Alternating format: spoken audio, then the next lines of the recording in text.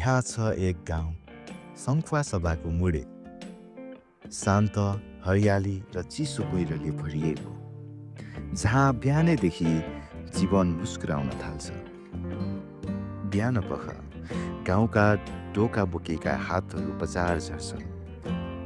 ताजा स्याउला सागपात जसमा मिसिएको हुन्छ गाउँको माया र माटोको सुवास। मुडे बजार, यही बजारबाट सागपात पुग्छ। खातफारी, चैनपुर, मादी र धरान इटरी हुँदै देशका विभिन्न कुना-कुना।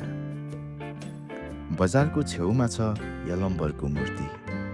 यहाँ उभिएर हेर्दा पुरै मुडे बजारको दृश्य मनै छुन्छ। तर पहिले यस्तो थिएन रे।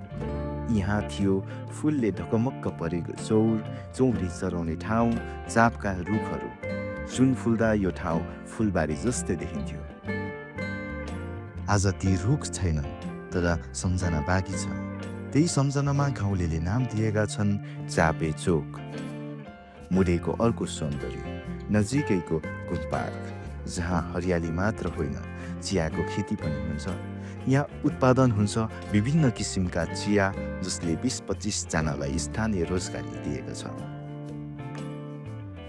बिहान बेलुका कुहिरो, सारा वर्ष 12 महिनै चिसो अनुभूति, शुद्ध हावा, शान्त वातावरण र हरेक शनिबारको हाट मुडेको मुटु सम्झोटले तड्किन्छ। माया साट्ने, सामान किनबेच गर्ने र गाउँले जीवनको एउटा रङ्गीन चित्र कोर्ने दिन।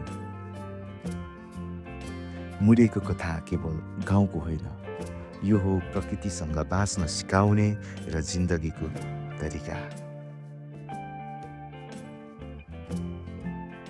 जहाँ स्मृति, माया र सम्भावनाहरू एउटै बाटोमा हिँडिरहेका छन्।